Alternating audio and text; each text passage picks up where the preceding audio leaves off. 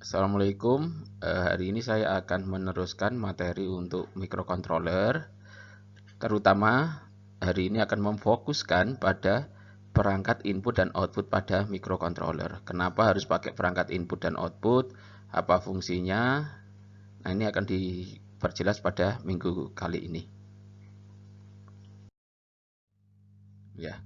Jadi microcontroller yang sudah saya terangkan di minggu kemarin itu bisa terbagi menjadi 3 buah blok, yaitu input, pemroses, dan output. Ya, jadi microcontroller itu dapat melakukan berbagai macam operasi. Seperti yang Anda tahu, banyak sekali aplikasi yang menggunakan microcontroller. Entah itu pengendali lampu, entah itu sistem alarm, entah itu otomasi industri, macam-macam. Ya, jadi microcontroller itu dapat melakukan berbagai macam operasi, tetapi microcontroller itu membutuhkan perangkat input dan output.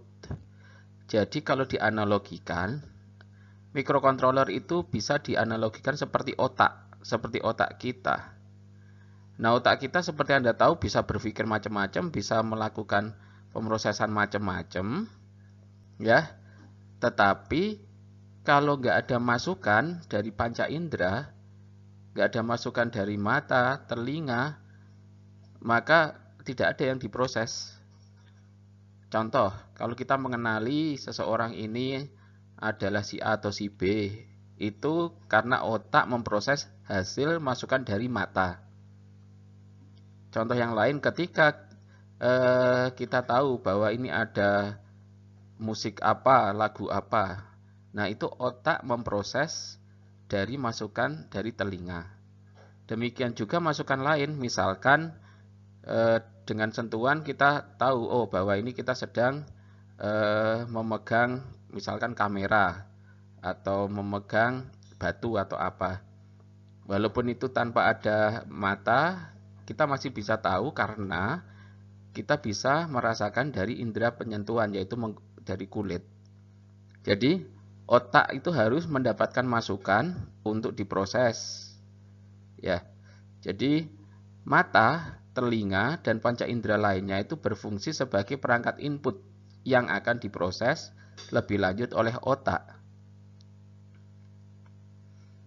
Jadi kondisi yang sama juga terjadi kalau otak ternyata tidak terkoneksikan ke otot.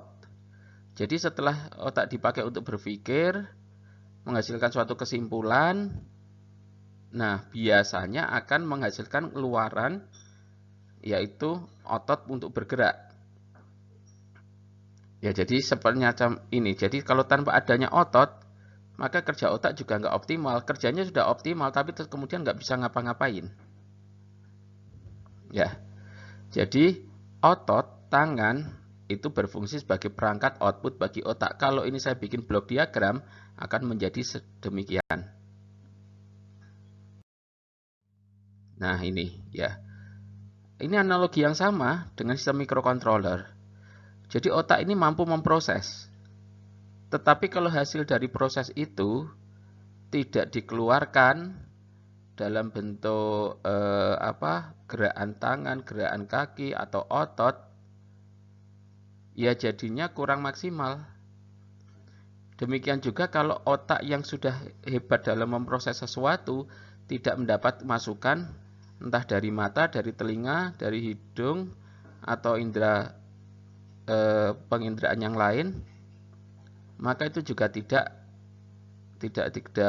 kurang berguna gitu ya. Jadi otak saja nggak ada outputnya, nggak ada inputnya, jadi nggak berguna. Sistem yang sama itu juga terjadi buat microcontroller. Jadi microcontroller jelas harus dikoneksikan ke output. Kalau microcontroller yang canggih tidak dikoneksikan ke output, maka tidak berguna. Ya.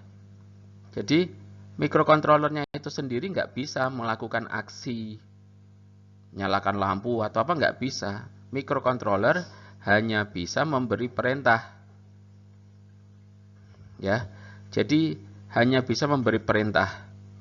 Tetapi kalau yang diperintah nggak ada perangkatnya, ya percuma, perintah hanya tetap menjadi perintah, tidak menjadi suatu aksi yang nyata.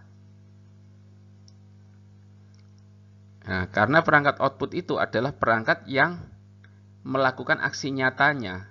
Contoh aksi nyata apa? Misalkan memutus menyambung koneksi. Jadi mikrokontroler bisa menyuruh untuk koneksinya putus, koneksinya sambung.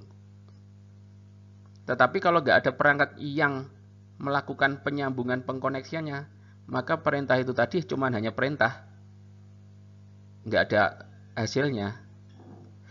Demikian juga mikrokontroler bisa menyuruh membunyikan alarm. Tapi kalau nggak ada alarmnya, ya nggak bisa. Mikrokontroler sendiri nggak punya speaker, dia nggak bisa. Dia bisa memerintah untuk membunyikan suatu nada atau musik, tapi karena dia sendiri nggak ada speakernya, ya nggak bisa. Contoh untuk menyalakan lampu, kita pengen ada mikrokontroler menyuruh supaya bisa terang ruangannya, menyuruh menyalakan lampu, tapi ya menyuruh. Kalau lampunya nggak ada kan ya nggak bisa. Nah, memutar roda contohnya, memainkan musik, menggerakkan kunci pintu, itu adalah contoh-contoh aksi nyata.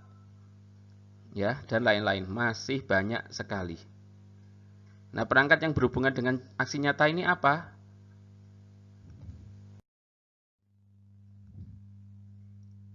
Ya, jadi mikrokontroler itu memberi perintah hanya dengan mengubah tegangan pada pin-pinnya. Jadi pinnya hanya berubah 0,5 volt, 0,5 volt. Perintahnya cuma demikian. Kalau nggak ada perangkat, ya sudah. Ya cuma tegangan aja hasilnya, cuma tegangan 0,5, 0,5. Nggak ada apa-apa. Nggak ada kejadian apa-apa. Alarm nggak ada yang bunyi. Koneksi nggak ada yang bisa connect atau disconnect. Ya karena mikrokontroler keluarannya hanya tegangan. Nah, dengan adanya perangkat output, maka mengubah tegangan menjadi aksi nyata. Misalkan mikrokontroler menyuruh memutus atau menyambungkan koneksi. Keluarannya hanya di pinnya hanya berubah tegangan.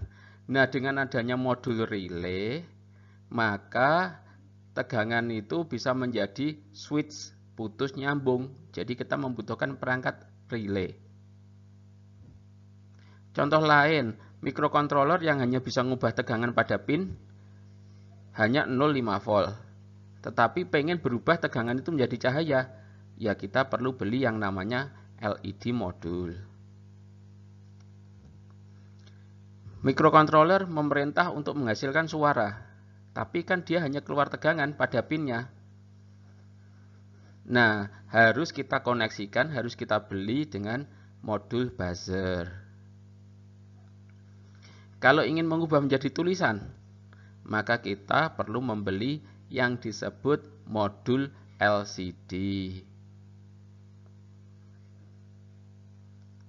Kemudian untuk memainkan musik, berarti harus membeli modul yang namanya MP3 player. Demikian, kalau menjadi gambar, itu kita harus membeli modul yang namanya graphical LCD atau OLED modul. Ya, jadi ini tergantung outputan apa yang mau kita hasilkan dari mikrokontroler. Sekali lagi, mikrokontroler dia tidak bisa bekerja sendiri. Mikrokontroler hanya otak nggak nyambung ke otot, ya sudah nggak akan ada gerakan. Jadi semacam ini. Jadi fungsi output device itu adalah inputnya itu volt tegangan. Tegangan ini yang akan diubah-ubah oleh mikrokontroler menjadi suatu aksi nyata. Aksi nyata memutus nyambung, aksi nyata menghidupkan lampu, aksi nyata bunyi, dan macam-macam lainnya. Nah, jadi perangkat output yang umum bagi mikrokontroler ini sudah saya tampilkan di minggu kemarin, tetapi tetap saya ulangi ya. Jadi perangkat output bagi mikrokontroler itu banyak sekali, tetapi ini termasuk umum. Jadi anggaplah 50%, 70% dari proyek yang Anda kerjakan biasanya cukup membutuhkan perangkat-perangkat output ini. Misalkan relay modul. Tugasnya untuk dia on off switch. Nah, switchnya disambung apa? Bisa macam-macam. Sambung lampu ya bisa. Disambung motor juga bisa. Disambung ke buzzer itu juga bisa. Jadi relay modul ini bisa macam-macam. Nah, kalau kita ingin mikrokontroler itu bisa bersuara, sementara mikrokontroler kita tahu sendiri nggak punya speaker, ya harus kita pasang modul buzzer. Jadi ini untuk menghasilkan suara, alarm, sensor gerak. Kalau ada orang masuk, alarm bunyi atau apa, kita membutuhkan buzzer. Nah, kalau luarannya pengen berupa tampilan tulisan bukan grafik, maka kita cukup beli dengan LCD modul. Ini bisa tulisan, bisa angka. Kalau butuhnya cuma angka saja, kita bisa menggunakan modul yang disebut 7 segment modul. Ini. Kalau pengen mikrokontrolernya itu bisa menerangi ruangan, nah terang itu kan mikrokontroler nggak bisa menghasilkan cahaya. Nah itu perlu kita belikan yang namanya LED modul. Nah kemudian misalkan pengen mikrokontrolernya itu bisa menggerakkan rodanya bisa diatur kecepatannya, misalkan untuk roda motor, ya itu kita belikan motor driver, karena mikrokontroler nggak bisa langsung mensuplai motor, harus kita belikan DC motor driver.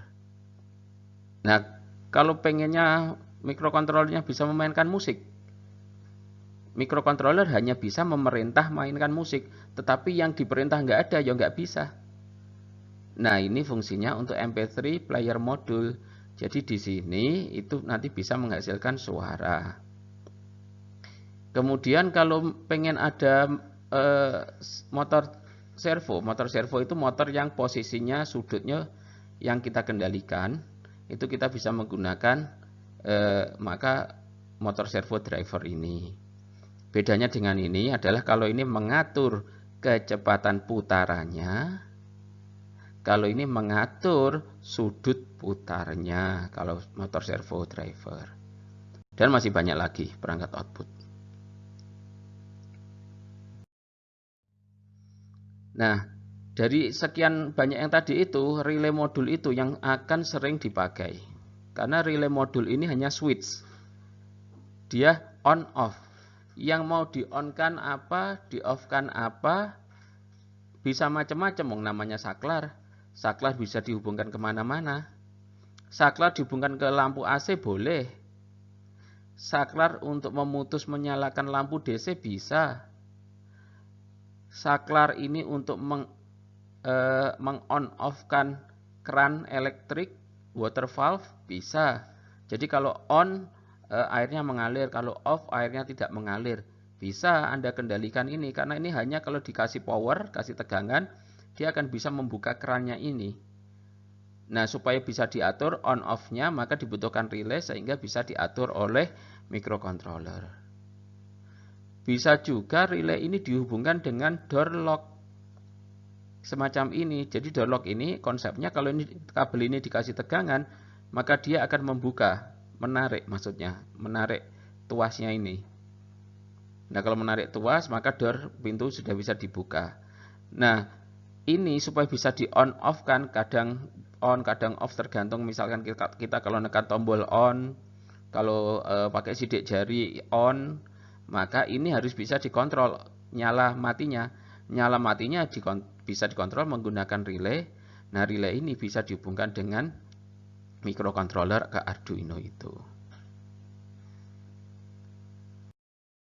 Nah, itu tadi saya sudah bicara masalah output. Sekarang bagaimana input? Nah, input mikrokontroler itu adalah perangkat inderanya bagi mikrokontroler. Mikrokontroler itu nggak tahu ini gelap apa terang, itu nggak tahu. Mikrokontroler itu nggak tahu ini sekarang hujan atau enggak. Mikrokontroler nggak tahu suhunya berapa, itu nggak tahu. Jadi kita perlu memberi perangkat indera bagi mikrokontrolernya. Seperti yang saya tadi bilang, otak yang sudah bisa berpikir macam-macam, tetapi kalau nggak ada perangkat input, ya percuma, nggak ada yang diproses gitu. Nah, jadi fungsi perangkat input adalah mengindera, misalkan mengindera koneksi, kalau itu tadi, ini sedang nyambung atau enggak, sedang ditekan atau enggak, misalkan tombol. Nah, itu perlu perangkat input. Perlu merasakan suhu, misalkan suhunya berapa, ya suhunya berapa, itu perlu dikasih suatu perangkat, karena mikrokontrolernya itu sendiri itu tidak bisa merasakan suhu seperti otak kita nggak bisa merasakan suhu kalau nggak melalui sentuhan tangan atau yang lainnya, ya. Mikrokontroler nggak bisa mengukur cahaya. Kalau memang perlu, ya ditambahi suatu perangkat untuk mengukur cahaya, mengukur kelembapan, dan lain-lainnya. Ya, jadi perangkat input itu seperti yang tadi sudah bilang, itu seperti mata telinga bagi mikrokontroler. Kalau nggak ada mata telinganya, ya nggak ada yang diproses. Jadinya percuma. Nah, kalau perangkat input itu malah lebih banyak dari perangkat output. Ini contoh yang umum, karena perangkat input itu bisa mengindera macam-macam, mengindera cahaya, mengindera suhu, mengindera kelembapan, mengindera ada orang atau tidak, mengindera ada suara atau tidak. Nah, ini semua menjadi mata dan telinganya mikrokontroler. Contoh ini, sound sensor ini menjadi telinganya bagi mikrokontroler. Misalkan bikin aplikasi apa? Saklar tepuk. Jadi kalau ada orang yang tepuk tangan, lampunya nyala, ditepuk sekali. Ditepuk 2 kali, lampunya mati. Maka untuk bisa melakukan itu, mikrokontrolernya harus bisa mendengar.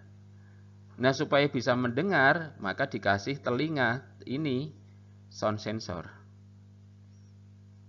Misalkan pengen bikin aplikasi yang membutuhkan melihat cahaya, supaya mikrokontroler bisa melihat cahaya. Fungsinya untuk apa? Misalkan kalau gelap, lampunya dinyalakan. Kalau terang, lampunya dimatikan. Lah, tahu gelap atau terang, itu kan tentunya membutuhkan mikrokontroler tahu bahwa bisa melihat cahaya.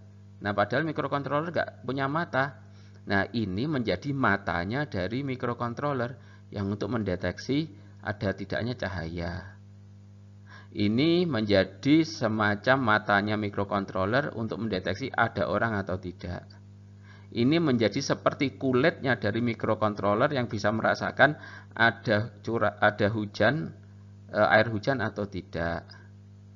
Yang ini menjadi untuk mengetahui suhu. Yang ini kalau untuk pengen bisa mengetahui berapa sih arus listrik AC yang lewat, ini perlu ditambah ini. Kalau pengen tegangan AC yang lewat berapa volt, itu perlu dilihat dari ini menggunakan perangkat ini. Ya, kalau yang DC yang ini. Jadi ini adalah contoh-contoh input. Jadi tergantung project, tergantung kebutuhan. Seperti yang saya tadi bilang, kalau ada lampu yang gelap nyala sendiri, berarti mikrokontroler tahu bahwa itu gelap. Tahunya kalau dikasih mata ini. Jadi ini yang umum.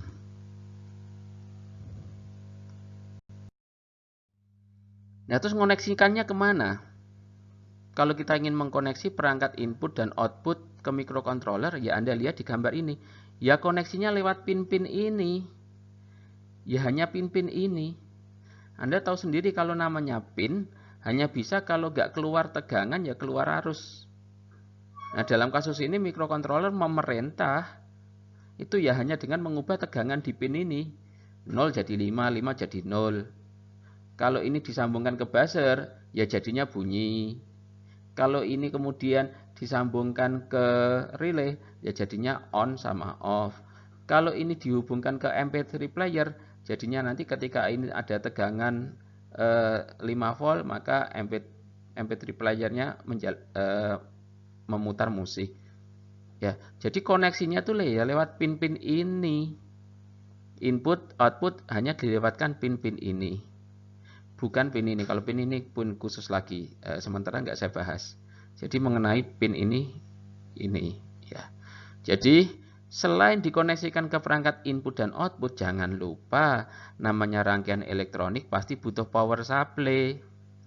Jadi dikasihlah power supply. Di salah satu pin ini tuh ada tempat untuk memasukkan ini. Anda lihat di sini ada tulisan V-in. Jadi ini adalah tegangan masukan. Jadi untuk memberi power ke sini, kalau Anda pakai baterai juga boleh. Anda pasang baterai antara V-in dengan ground. Yang lainnya ini untuk perangkat input atau output. Nah, selain lewat pin ini, bisa juga kalau Anda pasang aja kabel USB ke sini, kemudian Anda pasang ke power bank, maka ini juga bisa mendapatkan tegangan dari situ juga. Ya, jadi koneksi perangkat input output lewat pin.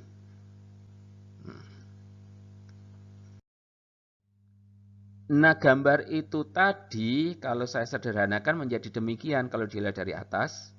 Di sini ada kata-kata D2, D3, D4, D5, dan D12. Ini tempat kita menyambungkan input atau output.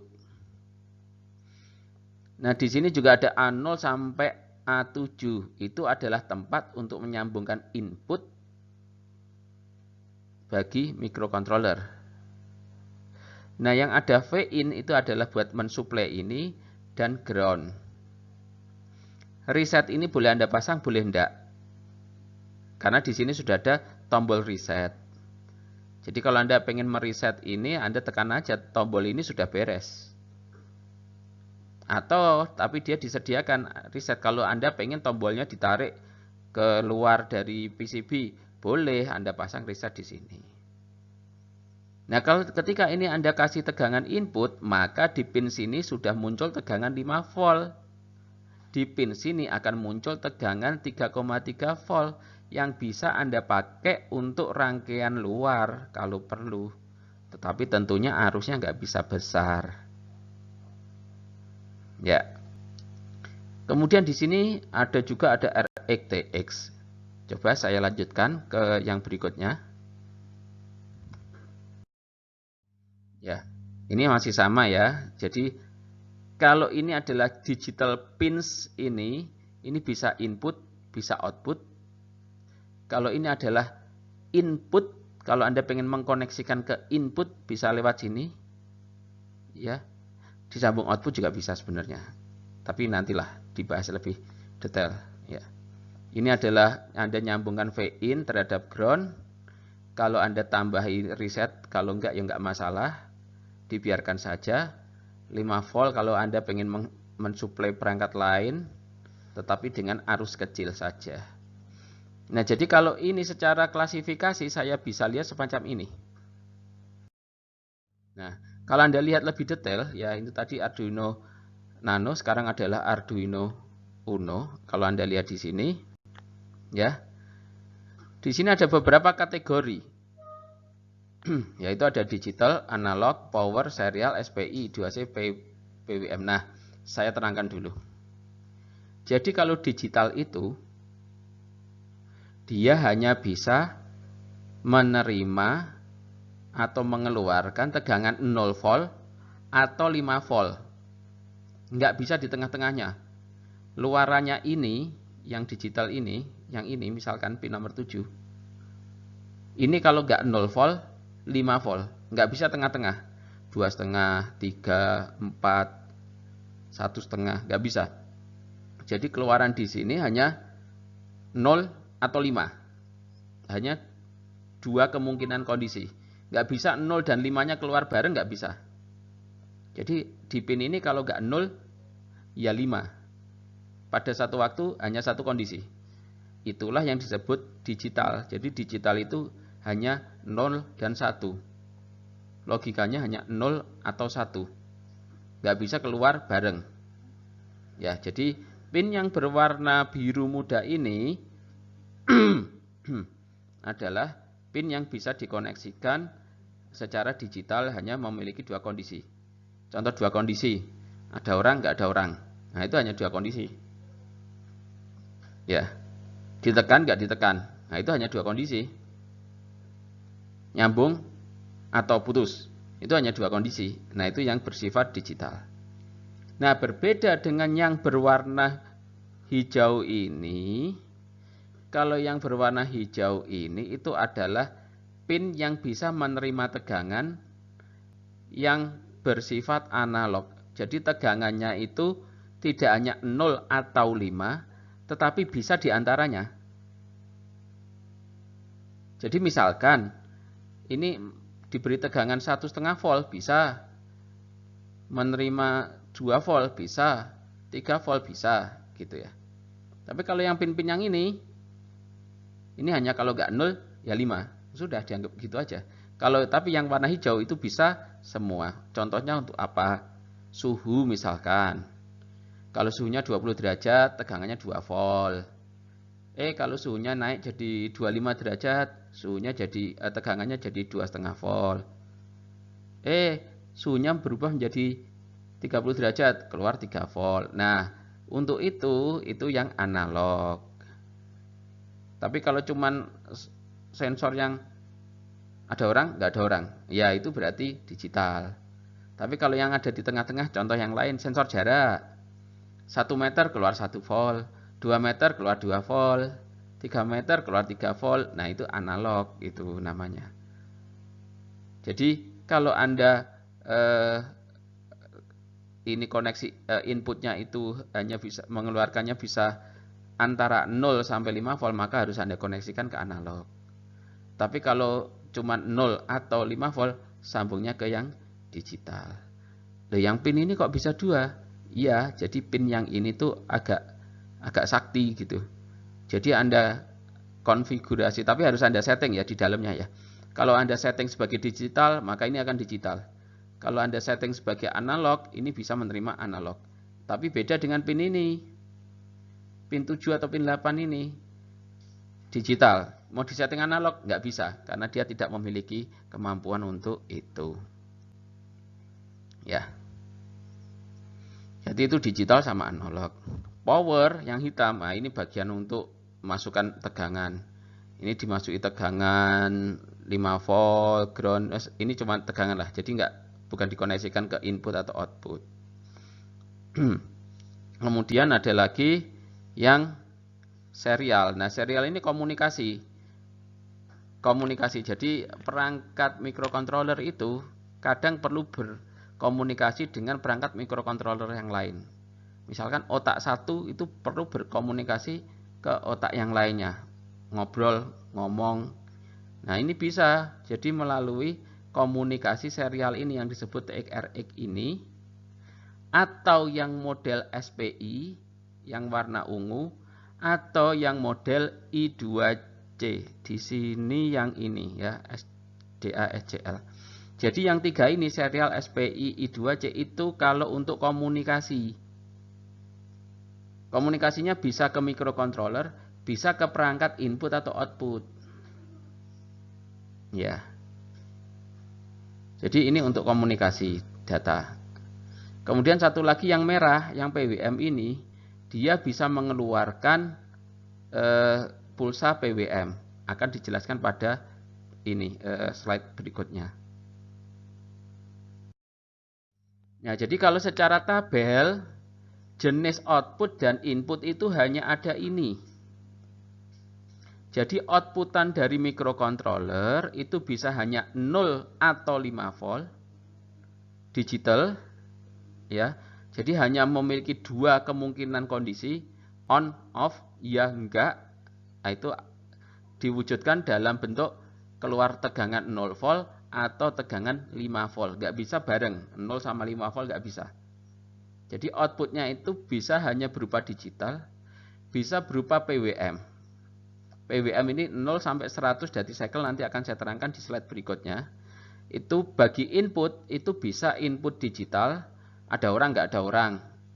Ya, atau bisa berupa input analog. Jadi 0 volt sampai 5 volt. Mau 1,5 boleh, 2,3 boleh, tergantung misalkan cahaya. Oh, sekarang agak redup, lebih redup, sangat redup, agak terang-terang. Nah, tegangan keluarannya itu berubah-ubah, maka harus koneksikan ke input analog. Soalnya kalau input ke digital enggak, nanti terakhirnya tetap dianggap kalau enggak 0 ya 5. Ya. Kemudian kalau yang lainnya itu adalah komunikasi. Komunikasi itu kalau serial itu pinnya TX-RX. Kalau SPI pinnya MISO MOSI SCLK. Kalau I2C itu pinnya namanya SCL-SDA. Jadi untuk komunikasi. Jadi komunikasi seperti telepon lah. Jadi nggak cuma input, nggak cuma output, tapi bisa Anda ngomong, kemudian gantian Anda mendengarkan. Jadi bisa menjadi kadang menjadi input, kadang menjadi output. Kalau yang ini beda. Kalau output saja, input saja. Nah, yang saya tadi bahas adalah dati cycle. Kalau digital kan jelas. Cuman kalau nggak 0 volt, ya 5 volt. Kalau nggak 0 volt, ya 5 volt. Tapi kalau yang PWM, itu outputnya ini begini. Jadi bisa 0 volt, dati cycle-nya 0, bisa sampai dati cycle 100. Jadi di antara itu bisa, kalau 25 berarti tingginya sedikit, low-nya banyak. Kalau 75 high-nya banyak, low-nya sedikit. Kalau 50 ya separuh-separuh, 50, 50. Terus fungsinya untuk apa? Nah, kalau output digital itu kan hanya on off. Jadi kalau misalkan motor itu hanya dua kondisi, berputar sama enggak. Sudah gitu tok. Lampu nyala atau mati, gitu aja. Tapi kalau memanfaatkan output yang PWM, maka bisa 50%. Oh, berarti lampu nyala tapi enggak terang. 75%. Oh, nyalanya lebih terang. 100% nyala full. 0% mati full. 25% nyala tapi sangat redup. Kalau kalau digital hanya mutar sama tidak berputar, gitu ya. Nah, kalau yang PWM jadi bisa berputar sedikit, berputar pelan maksudnya 25%. Berputarnya agak kencang 75%. Berputar maksimal 100%.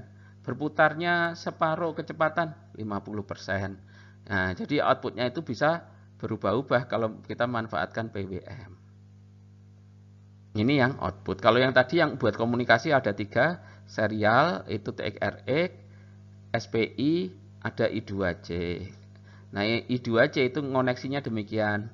SCLK, MOSI, MISO. Mungkin nggak usah di ini dulu, jadi minimal Anda tahu bahwa kalau SPI, pinnya itu adalah SCLK, MOSI, MISO, SS, kemudian koneksinya demikian. Kalau I2C, itu ada SDA, ada SCL. Koneksinya demikian, nggak usah dihafalkan dulu, nggak apa-apa. Kalau serial itu ada TX-RX, koneksikannya TX jadi RX, RX ketemu TX. Nah, itu tadi adalah cara mengkoneksikan input-output ke microcontroller. Nah, microcontrollernya kalau Arduino Uno itu ada yang dikenal namanya shield. Shield ini bisa menghubungkan input-output, nggak usah pakai nyolder. Jadi, kalau namanya shield, Anda langsung pasang di atasnya Arduino itu langsung, nggak perlu nyolder. Nah, cuman shield itu memang nggak, agak terbatas. Jadi misalkan ini relay modul. Jadi kalau Anda pengen microcontroller ini bisa mengaktifkan lampu, tentunya Anda perlu relay. Nah, relaynya nggak perlu nyolder. Kalau Anda menggunakan Arduino, dipasang shield ini, maka sudah beres. Kalau Anda pengen menghasilkan tulisan, Anda pasang shield ini, nggak usah nyolder. Anda pengen mengendalikan motor, kan tentunya microcontroller nggak mampu kalau menggerakkan motor langsung. Jadi perlu dibelikan motor driver, kalau bentuknya shield, Anda pasang sudah beres. Ini kalau lampu, Anda supaya kalau ada pola-pola nyala, bisa menggunakan ini. Jadi shield Arduino itu enak untuk belajar microcontroller karena nggak perlu nyolder, langsung Anda belikan, Anda pasang. Dan juga dia bisa di-stack, bisa ditumpuk-tumpuk. Akhirnya beberapa shield itu bisa kepasang, ya. Jadi driver motor digabung sama ada LCD-nya gitu ya bisa sebenarnya. Ya, jadi shield itu adalah koneksi ke mikro tanpa kabel, langsung plug tanpa perlu pensolderan. Dan bisa ditumpuk. Jadi gitu ya, cara mengkoneksikan. Kalau yang Arduino yang nano biasa itu lewat pin-pinnya, Anda perlu kabel untuk nancep ke modul yang lain. Tetapi kalau Arduino-nya Arduino Uno, dia bisa langsung pasang shield tanpa ada solder. Cuman ini enak, cuman shieldnya terbatas. Kalau yang tadi perangkat input outputnya macam-macam, tetapi perlu memasang kabel, yaitu bisa Anda pilih.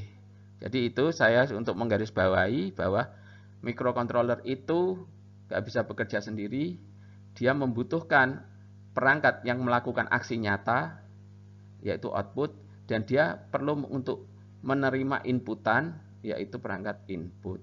Koneksinya lewat pin, ya. Kemudian tipe-tipe koneksinya itu ada digital, ada analog, ada PWM, kemudian ada komunikasi. Nah, komunikasi itu bisa berupa serial, ada I2C, ada SPI. Nah, itu demikian.